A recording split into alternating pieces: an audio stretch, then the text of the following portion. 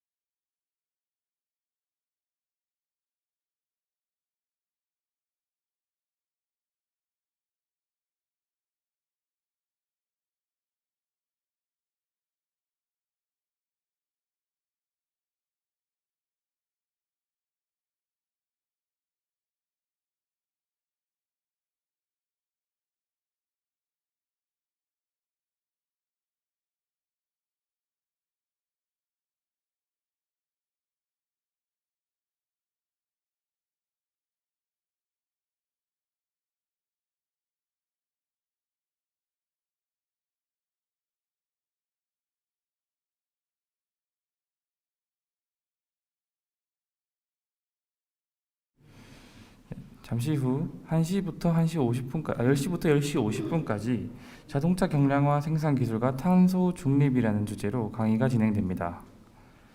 한국자동차연구원의 이현철 책임님을 자리로 모시겠습니다. 뜨거운 박수로 모시겠습니다.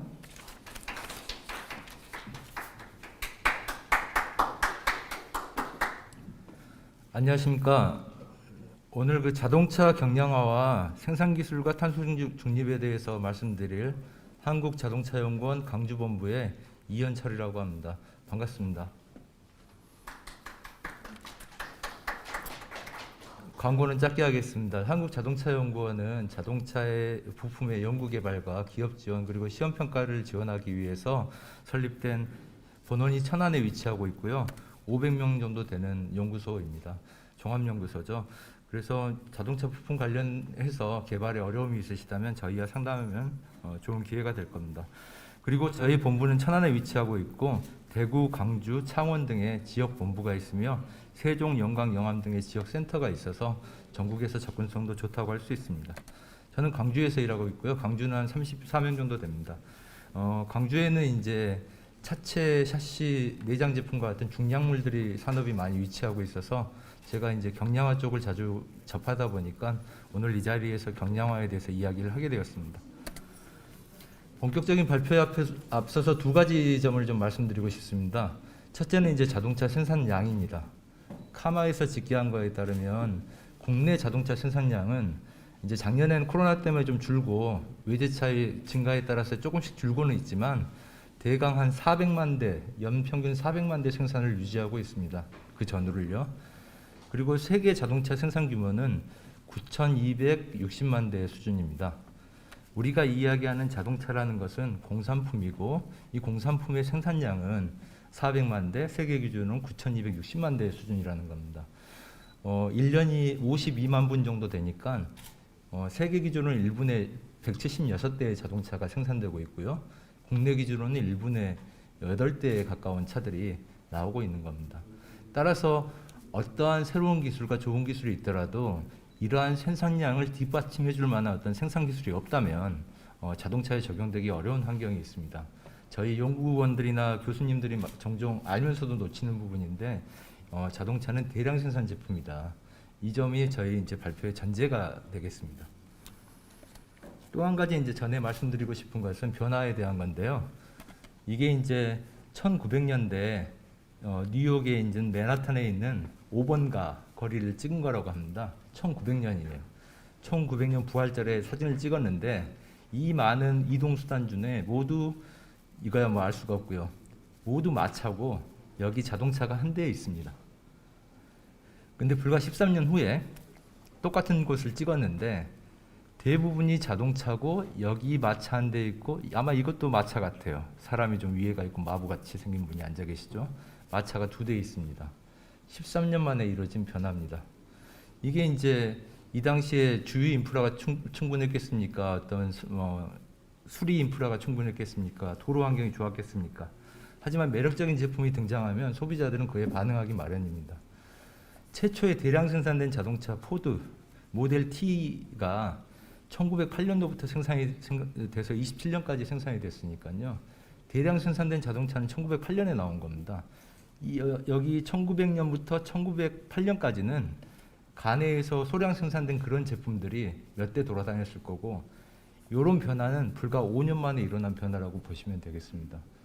친환경차 시대가 이미 왔다고들 하고 어떻게 될지 잘 모르지만 만약에 이게 이제 진짜 매력적인 제품이라면 변화의 시기는 조금 더 빨리 올 수 있습니다.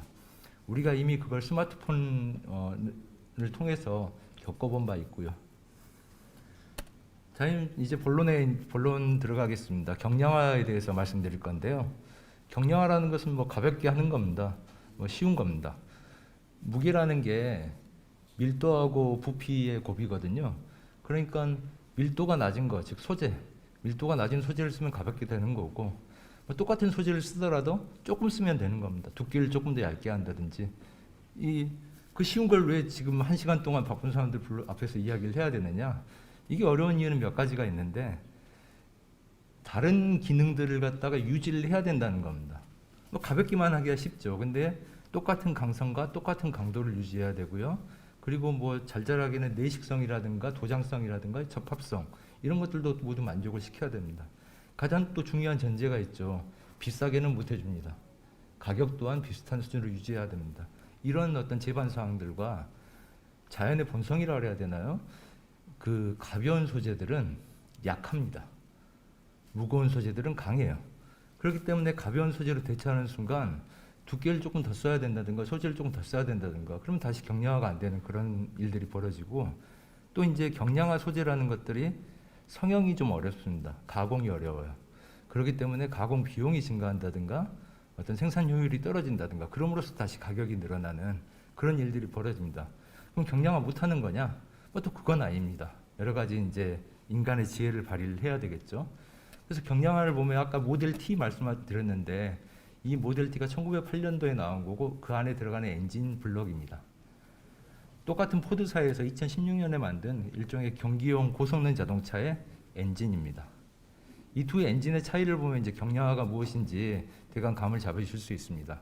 뭐 큰 변화야 4기통에서 6기통으로 바뀐 거겠지만 이 순수 소재면에서 보면요. 얘는 붉은색이지 않습니까?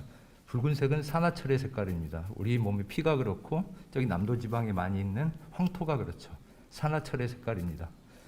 철로 되어 있습니다. 얘는 은색이죠. 알루미늄입니다. 일단 소재가 가벼운 소재로 바뀌었습니다. 밀도가 바뀌었죠. 또 보면 이 실린더 블럭을 사각형으로 표현하고 안에 실린더를 원통으로 표현했을 때 이 앞에 고압 가스가 차 있다고 치면 얘가 언제 어디서 깨지냐? 여기 가장 얇은 부위에서 파기가 일어나게 됩니다.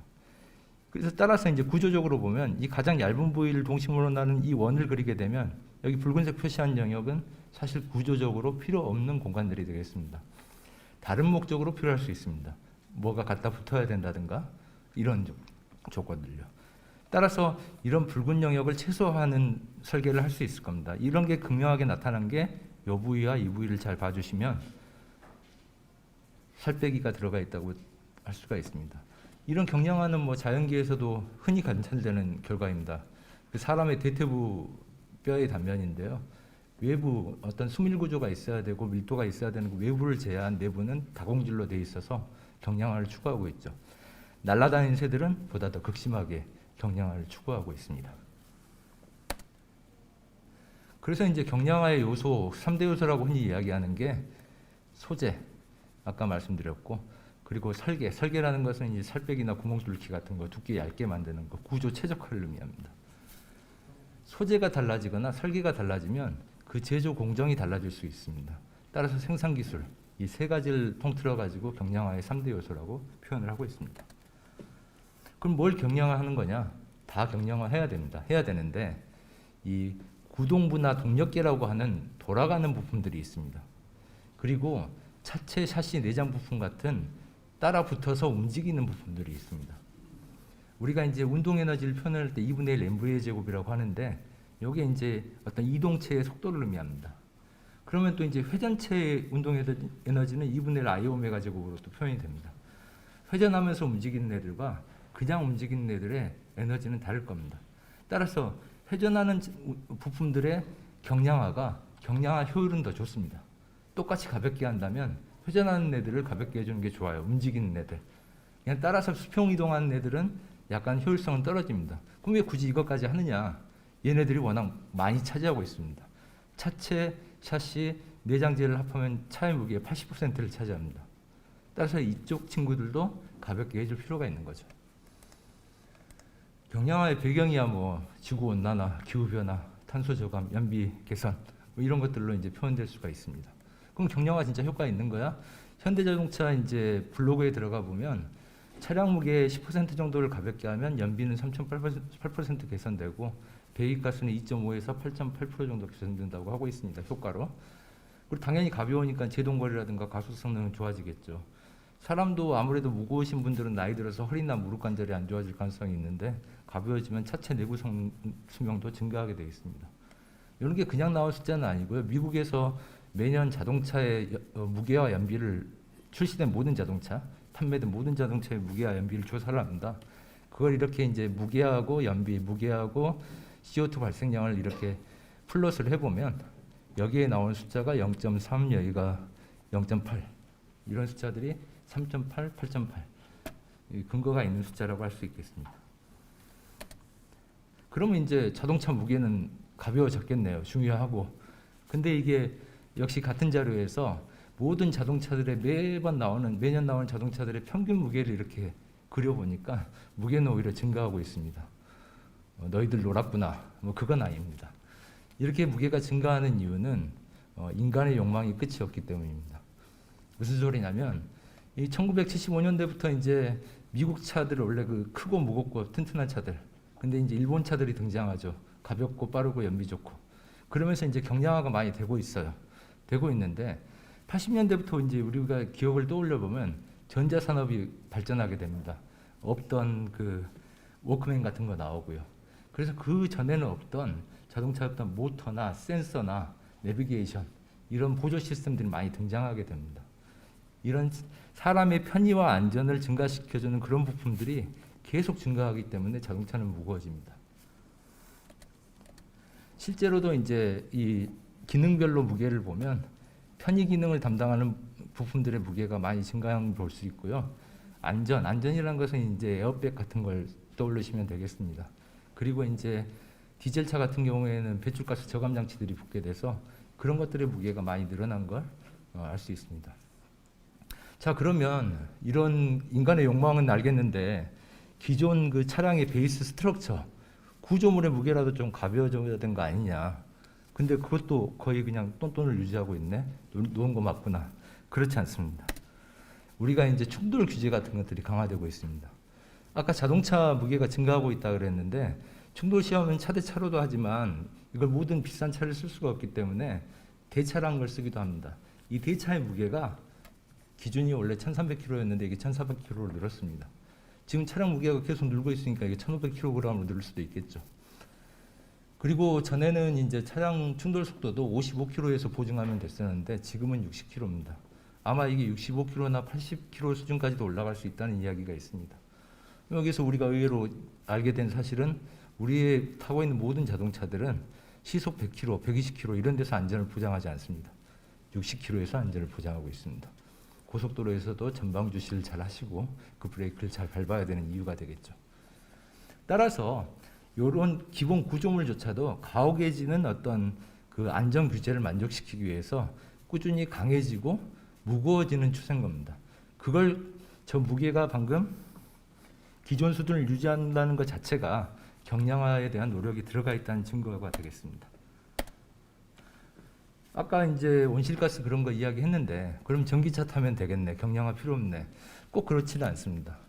이게 이제 내연기관차, 엔진차인데요. 이걸 전기차로 바꾸게 되면 가장 큰 변화가 이제 일회 충전을 했을 때 주행할 수 있는 거리가 확 줄게 됩니다. 그리고 또 하나는 가격이 올라가요.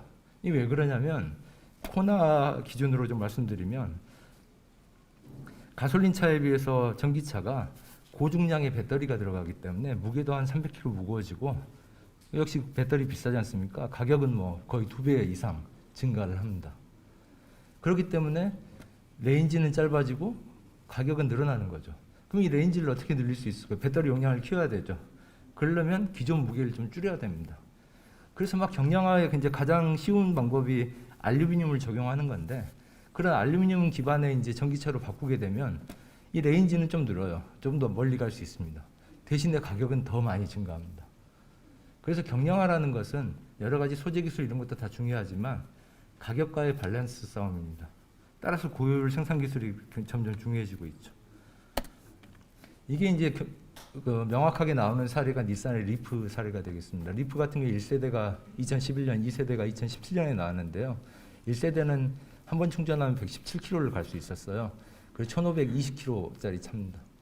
아까 말한 이제 경량화의 효율이 좋은 파워트레인, 구동부나 동력계 쪽을 열심히 경량화해서 20km의 살을 뺐습니다. 그 자체로도 주행기로 거리가 좀 늘었을 거예요. 근데 보니까 조금 더 늘리고 싶어요. 그래서 한 게 배터리 용량을 좀 키워가지고 5kg 정도 용량을 키웠습니다. 배터리가 이제 고용량이 되면 뭐 전선이라든가 인버터, 컨버터 이런 제어기들도 같이 이제 약간 무게가 늘기 때문에 그 부분이 한 1kg 정도 늘었네요.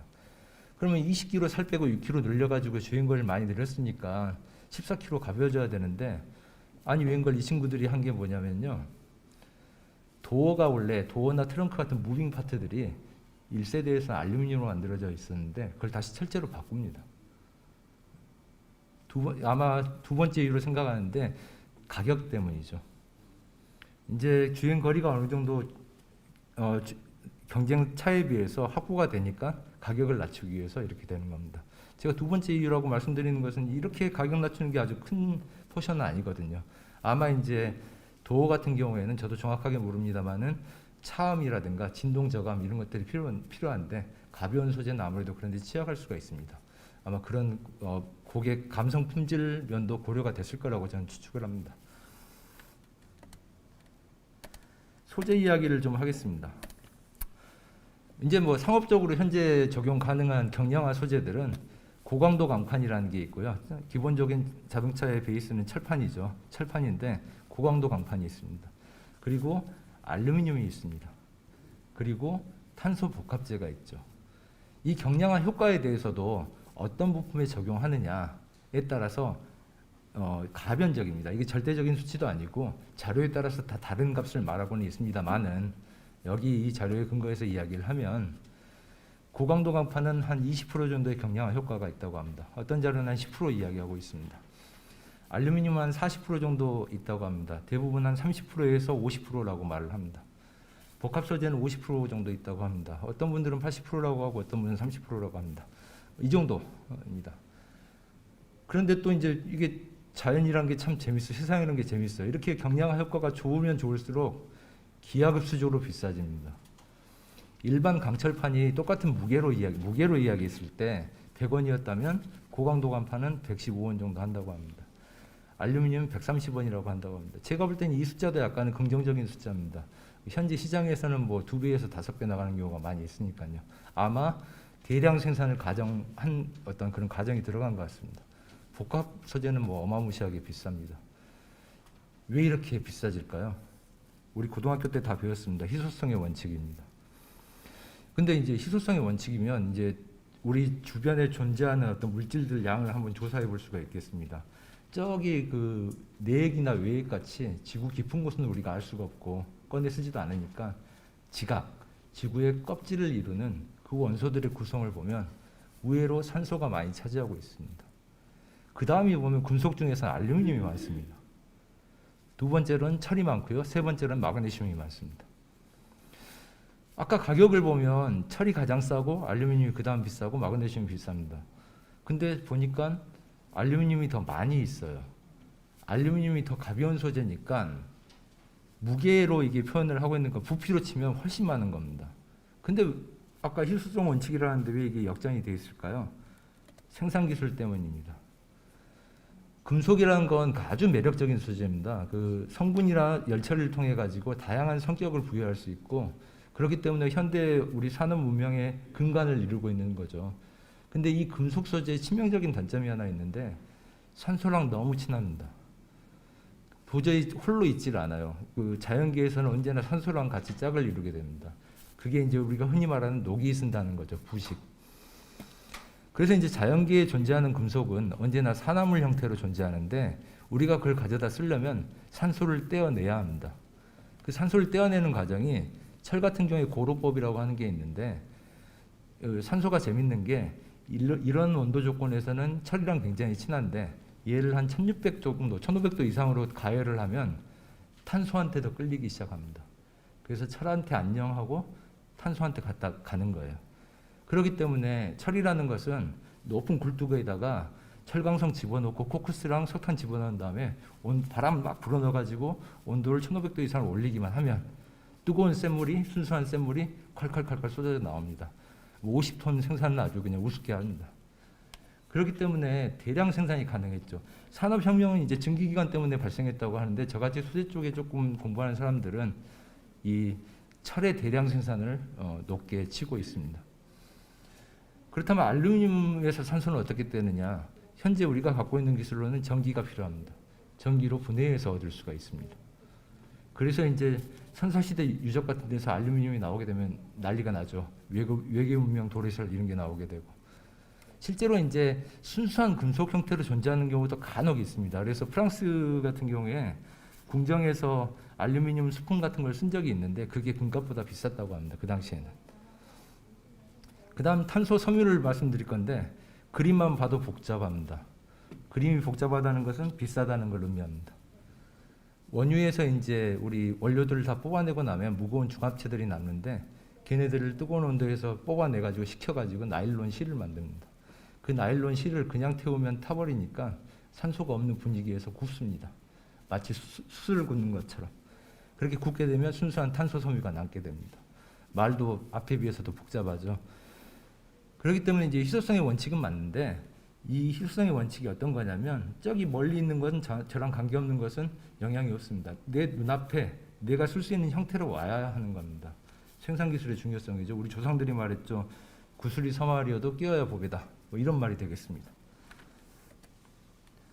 그 경량화 소재 온실가스 측면을 조금 이야기를 해보겠습니다. 우리 경량화 왜 하냐면 온실가스를 줄이기 위해서 합니다.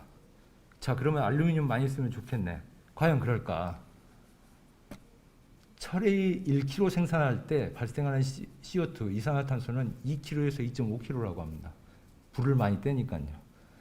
근데 알루미늄은 11.2kg에서 12.6kg라고 합니다. 알루미늄이 탄소 발생량을 줄이기 위해서 적용되고 있는데 막상 알루미늄을 생산하는 데는 더 많은 CO2가 발생하는 거죠. 왜? 전기가 들어가니까. 그럼 전기가 왜? 전기는 화력 발전으로 많이 지금 만들어지고 있습니다. 따라서 CO2가 많이 발생하는 거죠. 탄소 섬유는 더 심합니다. 그러면 이게 다 경량화 이런 거 다 허상이고 거짓이냐? 또 그런 건 아닙니다. 우리가 여러 가지 측면에서 좀 생각을 해봐야 됩니다. 첫째는 이 발생량 무게 기준으로 되어 있습니다. 알루미늄은 철에 비해서 3분의 1 가볍습니다. 우리가 만약에 경량화를 잘 해가지고 알루미늄이라는 소재를 철과 동일한 양으로 적용할 수 있다면 무게는 3분의 1로 줄어들기 때문에 그 적용되는 게 3분의 1 수준으로 낮아질 겁니다. 혹은 더 얕게도 할 수 있습니다. 또 하나, 알루미늄을 생산하는 데 발생하는 CO2는 대부분 전기에서 오는 건데 이 전기 자체가 뭐 원자력이라든가 뭐 신재생 에너지 이런 쪽으로 만약에 비중이 커진다면 이 CO2 발생량은 점점 줄 수가 있습니다. 그리고 또 이제 약간은 이게 어른들의 사정인데 이 자료가 어디서 나왔냐도 조금 봐야 됩니다. 철강 쪽에서 좀 나왔습니다. 철강 쪽에서 나왔다는 게 그분들이 거짓말을 했다는 게 아니라 아무래도 그쪽 입장이 좀 유리한 자료들이 들어가게 될 겁니다. 그래서 이제 비슷한 자료에서 보면 현재 소재 중에 이제 CO2 발생량을 저감할 수 있는 가장 효과적인 수단은 고강도 강이라고 이제 광고를 하고 있는 거죠. 알루미늄은 훨씬 높다고 하고 있고요. 이런 겁니다. 제가 이제 탄소 중립에 대한 전문가는 아니라서 사용자 입장에서 대강 보니까 탄소 발자국 계산기라는 게 있습니다. 우리가 이런 건 탄소 발생량을 계산할 때는 석탄이나 석유를 쓸 때는 CO2가 직접 발생합니다. 그리고 이제 질산가스나 황산가스도 발생하는데 이런 원료 투입 대비 발생하는 가스의 등가 탄소 무게를 계산할 수가 있습니다. 그게 이제 1차 자료가 됩니다. 2차적으로 불을 안 쓰더라도 전기를 쓰는 경우, 다른 동력을 쓰는 경우에는 그 전기를 생산할 때 드는 평균적인 CO2 발생량을 계산할 수 있습니다. 이런 계산에 근거해서 저런 CO2 발생량을 측정하게 됩니다. 역시 아까 그 철강 쪽에서 나온 자료를 보면 현재 내연기관차를 기준으로 생각을 해보면 차를 생산할 때 일반 차하고 고강도강이 된 차는 이 정도 CO2를 발생하는데 알루미늄 차는 더 많이 발생하고 있습니다. 그렇다면 또 이제 가벼우니까 사용 기간 중에는 일반 차가 가장 많이 CO2를 발생시키고 고강도강으로 경량화된 차가 조금 더 발생시키고 알루미늄이 조금 더 낮습니다. 그리고 차가 다 끝나고 나면 폐기 처분한다거나 리사이클을 하게 되는데 그런 데들은 발생하는 어떤 나타나는 CO2도 철강이 알루미늄보다는 조금 더 낮습니다. 그래서 이 생애 전주기라고 하는데 웰 투 휠이라고 하는데 요걸 분석을 해보면 여기서는 이제 초고강도강이 제일 좋다.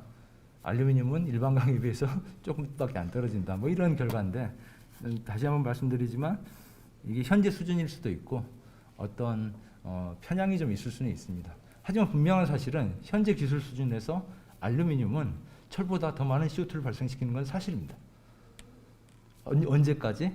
우리의 에너지 시스템 자체가 안전히 탄소 중립이 될 때까지 수소 경제라든가 뭐 신재생 에너지 경제라든가 이런 게 이루어지기 전까지는 이건 분명히 사실인 측면이 있습니다.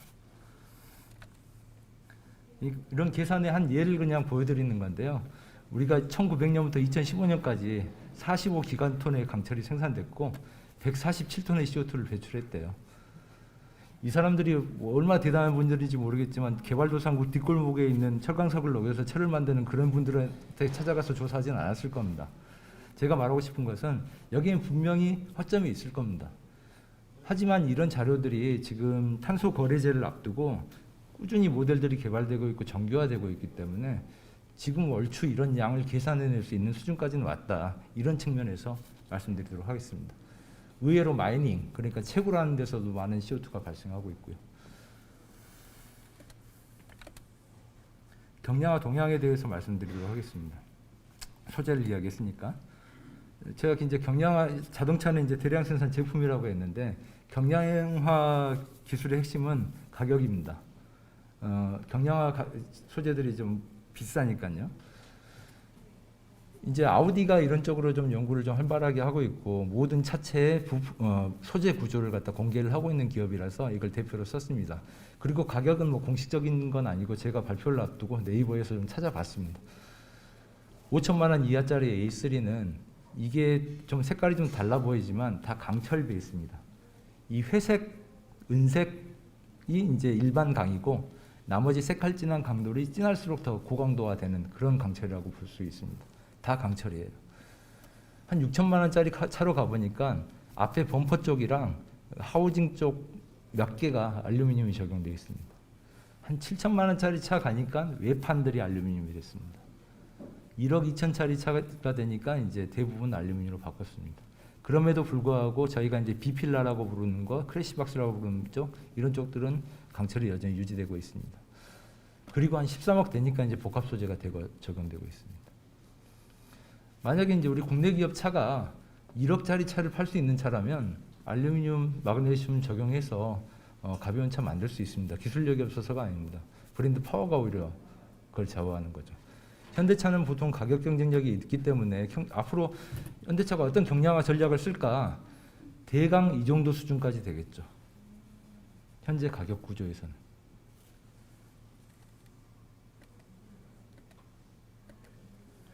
이제 자동차가 경량화 관점에서 이제 온실가스 배출을 또 이야기를 해볼 수가 있겠습니다. 아까 제가 웰 투 힐이라는 말씀을 조금 드렸었는데 여기에 그린 모델이라고 하는 건데요. 1999년도에 나와가지고 2021년까지 매년 업데이트되고 있습니다. 여기 이제 개념을 약간 설명드리면 일단 내연기관차 기준으로 설명드리면 저기 이제 원유를 갖다 채취해가지고 주유소까지 가는데 그때 발생하는 탄소가 있을 겁니다. 그걸 웰 투 펌프라고 합니다. 자동차를 생산해서 자동차가 운전하고 그리고 폐기 처분 혹은 리사이클 하는데 발생하는 어떤 CO2가 있을 겁니다. 이걸 다 포함하면 웰 투 휠이 되는 겁니다. 그 당시에 이제 경쟁력을 보면 일반 차에 비해서 전기차가 그래도 경쟁력이 있다는 어떤 자료를 내놓고 있는데요. 여기에 대해서 이제 2015년 이 모델의 개선 버전을 가지고 MIT에서 분석을 좀 해가지고 좀 유명해진 자료가 있습니다.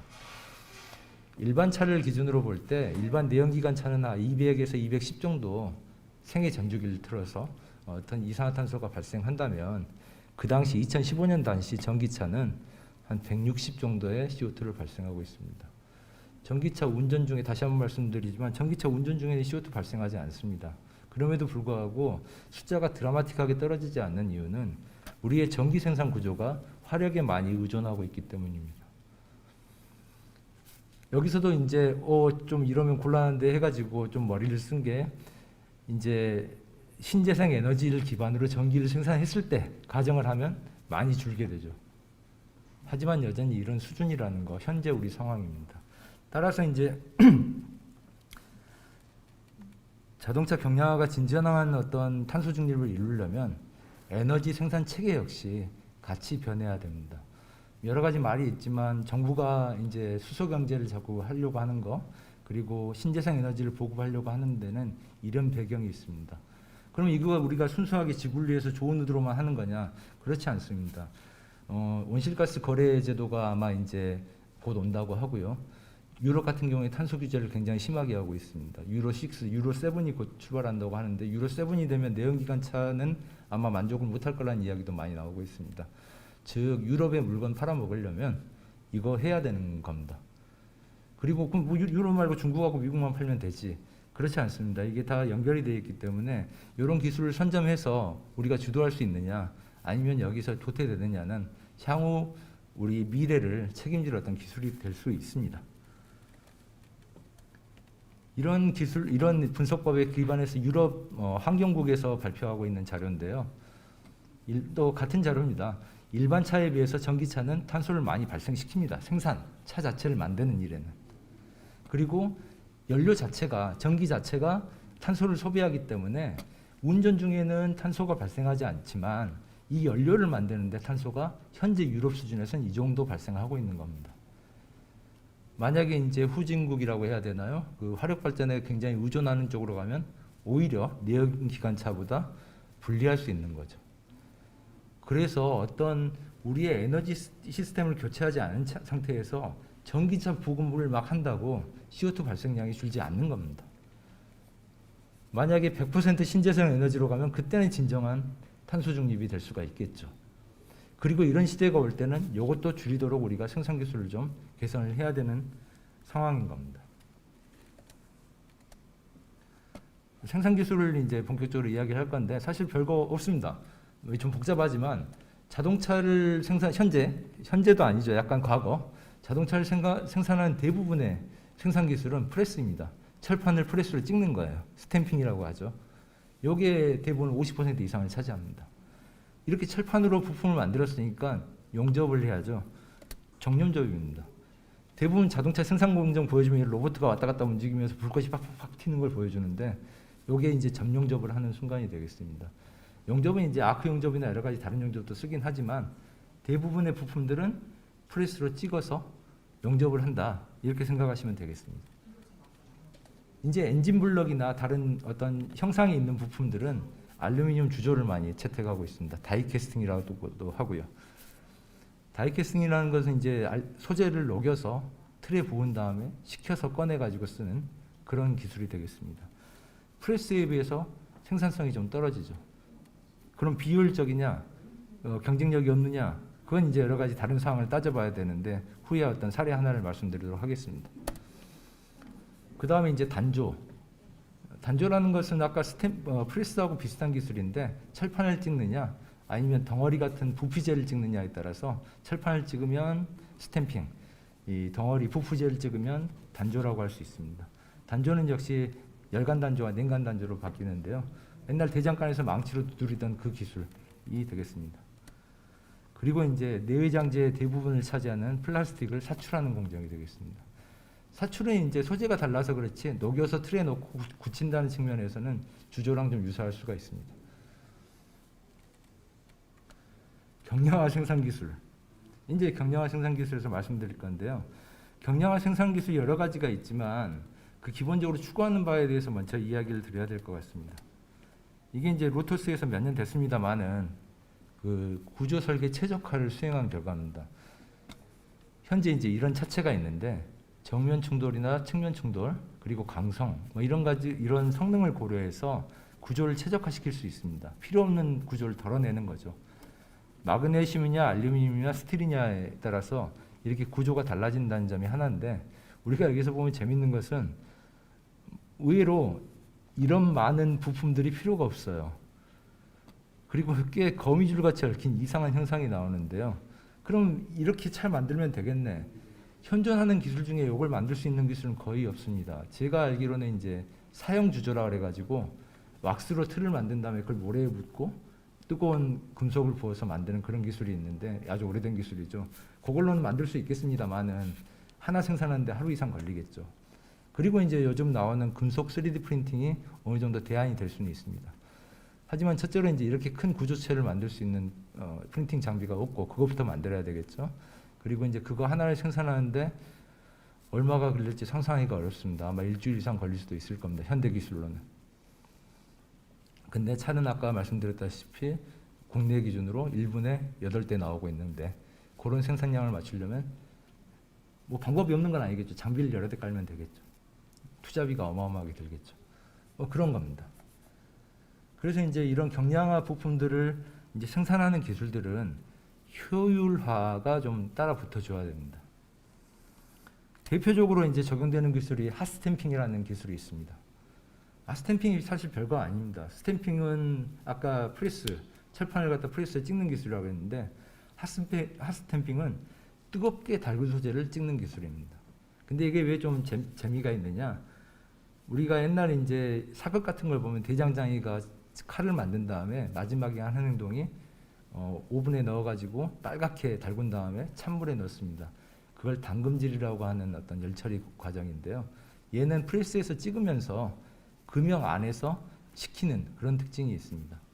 따라서 이제 이런 고강도강, 막 1500메가파스칼 이상의 어떤 고강도강들은 연신율이 굉장히 낮아가지고 프레스에서 찍으면 찢어지게 되는데요. 이런 연신율을 갖다 증가시킬 수 있는 좋은 방법이 뜨겁게 달구는 겁니다. 900도 이상. 그러면 잘 늘어나죠. 잘 늘어난 상태에서 찍음과 동시에 식혀버리게 되면 담금질과 프레스를 동시에 할 수 있는 겁니다. 이 기술은 여전히 상온 프레스, 기존의 프레스에 비해서 비효율적인 방법입니다. 비효율적인 방법이에요. 경량화 좋긴 좋은데 비효율적인 방법을 쓰면 가격이 좀 비싸지죠. 근데 우리의 그 소비자들은 급격한 가격 증가는 허용하지 않습니다. 그렇다면 어떻게 해야 될까요? 뭐 일단 첫째는 방법이 없기도 한데 이게 한 예인데 예를 들어서 현재의 비필라는 이렇게 이제 구조체 하나하고 뒤에 보강재가 같이 붙어 있는 구조라고 치겠습니다. 이걸 그냥 하나로 찍어버리는 거죠. 프레스 생산 자체는 좀 느려질 수 있으나 후에 따르는 조립 공정들 그리고 이런 추가로 붙는 부속품들을 만드는 데 드는 공정을 삭제함으로써 경쟁력을 확보하게 되겠습니다. 비필라에 대해서 약간 말씀드리면 우리가 이제 비필라라는 건 그 운전석 옆에 있는 안전벨트를 매는 그 기둥에 해당하는 건데요. 필라는 기둥이고 앞에서부터 A 필라, B 필라, C 필라 이렇게 중간에 있는 게 B 필라가 되겠습니다. B 필라는 측면 충돌로부터 운전자를 보호하는 부품입니다. 측면 충돌에서 차가 받았는데 이 소재가 약간 약한 소재라서 변형이 심하게 된다면 그 직접적인 충돌이 인체에 가해질 수가 있습니다. 따라서 이 B 필라라는 부품은 굉장히 강해야 합니다.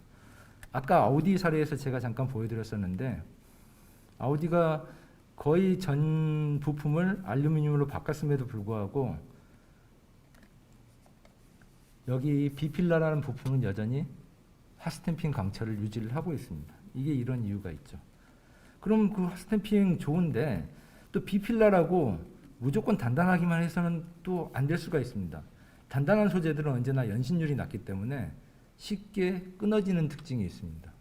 차가 측면 충돌을 해서 단단하니까 애지간 충돌은 다 막아줄 텐데 그보다 조금 더 높은 충돌이 들어오게 되면 얘가 찢어져 버리게 되면 차가 역시 사람을 치게 되는 문제가 생기는 거죠. 그래서 통상 충돌이 직접적으로 일어나는 이런 부위들은 좀 약하게 설계하는 게 좋습니다. 약하게 설계한다는 게 약하다는 게 아니라 충돌 에너지 흡수 관점에서 보면 강도도 중간이고 늘어나는 성질도 중간 정도일 때 가장 큰 에너지를 갖다 흡수할 수 있기 때문에 그런 중간 정도 그레이드로 설비를 하는 거죠. 그래서 실제 비필라 같은 경우는 보강하는 부분과 보강하지 않는 부분이 존재를 하는데 이렇게 핫스탬핑으로 하나를 통째로 만들게 되면 똑같은 성질을 갖게 되는 문제가 생깁니다. 또 이런 문제를 극복하기 위해서 여러 가지 기술들이 나오게 되죠. 부위별로 두께를 다르게 설계한다든가 혹은 부분만 빨리 냉각한다든가 혹은 부분만 가열한다든가 이런 것들이 이제 경량화 기술이 되겠습니다.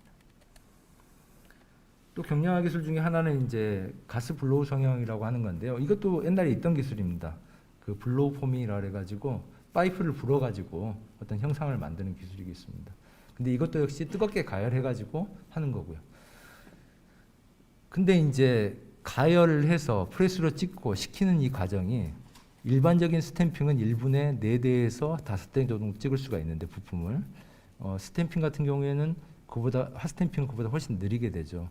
그러면 이런 걸 좀 빨리 할 수 있는 방법이 뭘까? 그런 고민을 자꾸 하는 겁니다. 가열을 하는 법, 식히는 법을 보다 좀 효율적으로 계산하는 거죠. 그래서 이제 초고강도강 같은 경우에는 현재는 냉간 성형은 1180이라고 1200메가파스칼급까지 이제 오는 수준이었고요. 핫스탬핑은 1470을 넘어서 1600까지도 도전하는 정도, 그 정도 시대가 오고 있습니다. 뭐 여러 가지 기술이 있습니다만 거기에 세부적으로 좀 이야기하기는 어렵고, 고강도강 같은 경우에는 연신율이 낮기 때문에 이런 롤폼이라고 하는 롤로 이렇게 조금씩 휘어서 만드는 이런 점진 성형 기법을 적용한다든가 뭐 그런 것들이 있겠습니다. 그리고 이제 경량화의 대표 주자는 알루미늄이 되겠습니다. 알루미늄은 역시 알루미늄 역시 가볍긴 하지만 강철에 비해서 연신율이 좀 안 좋은 부분이 있습니다. 조금 복잡한 형상을 만들게 되면 터집니다. 그럼 그걸 극복할 수 있는 방법은 두 가지가 있습니다. 고온으로 달구는 방법이죠. 이렇게 되면 생산 효율이 떨어지게 됩니다. 그걸 어떻게든 냉간 성형에서 해야 되는데 요건 이제 설계팀에서 도와줘야 됩니다. 어떤 거냐면 형상 단순화가 되겠습니다. 아까 그 아우디 사례에서도 보고 닛산의 리프 사례에서도 보면 알루미늄이 무빙 파트라고 하는 외판에 원처 적용되고 있음을 알 수 있습니다. 이 외판 같은 경우에는 내판에 비해서 굴곡이 적고 매끈한 형태를 지니고 있습니다. 성형이 쉽죠. 성형이 쉽다는 것은 더 싸고 빨리 할 수 있다는 의미를 가지고 있습니다. 여러 가지 생산 기술을 모두 언급하는 것보다는 이제 요즘 대표적인 사례를 하나 더 소개시켜 주는 게 낫겠는데, 그 전에 이게 이제 그 런던 택시라 해가지고 풀 알루미늄으로 되어 있는 어떤 차체 구조인데요. 이게 기존 차체에 비하면 직선부가 굉장히 많고 단순화 처리를 해가지고 압출 기술을 많이 적용을 했습니다. 생산 기술을 고효율화 시킨 경우가 되겠습니다. 마지막으로 소개시켜드릴 사례는 이제 테슬라 사례가 되겠습니다. 테슬라에서 최근에 막 언론을 몇 개 탄 게 있어요. 기가 프레스를 이용해가지고 이 부품 리어 플로우 부품을 기가 프레스로 고효율 저비용 달성했다. 뭐 이런 뉴스가 화제가 된 적이 있었는데요. 이 기술을 이제 세분화로 보면 기존의 철판을 프레스로 찍어서 용접하던 부품을 알루미늄 주조로 했다는 이야기입니다.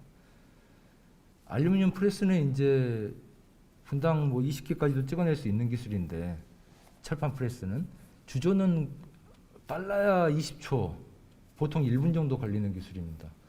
그렇다면 이게 경쟁력이 없을 것 같은데 왜 경쟁력이 있을까요?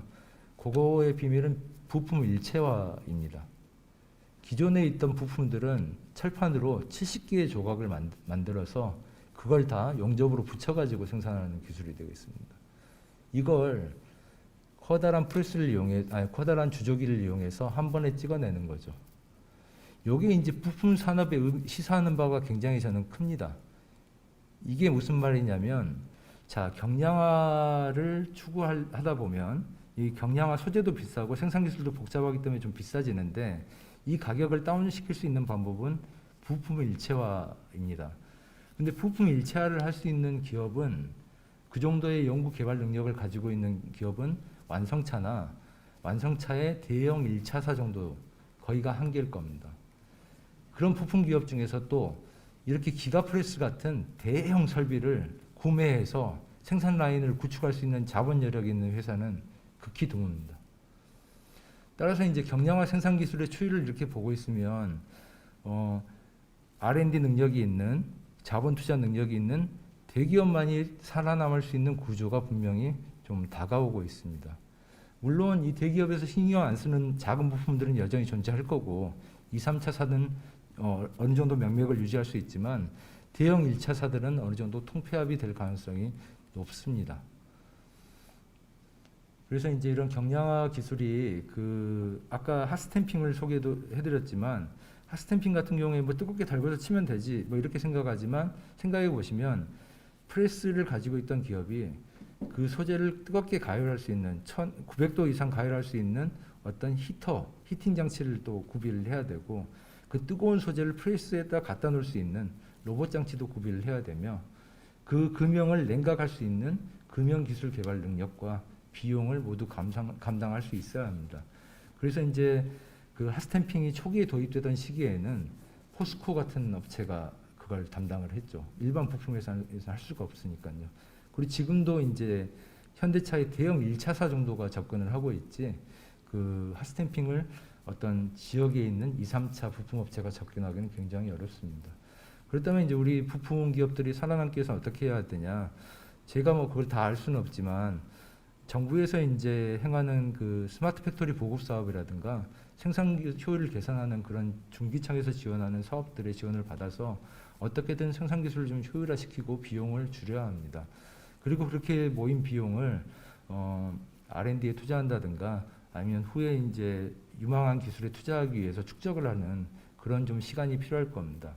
이런 시대가 언제 올지 알 수는 없지만 빠르지는 않겠지만 적어도 저희 세대에는 올 겁니다. 왜냐하면 전기차는 이제 곧 올 거니까요. 그런 시대가 오게 되면 그 시대를 대비하기 위한 지금 어떻게 보면 변화의 시대에 우리는 와 있다고 저는 생각을 하고 있습니다. 이상으로 발표를 마치겠습니다. 네, 감사합니다.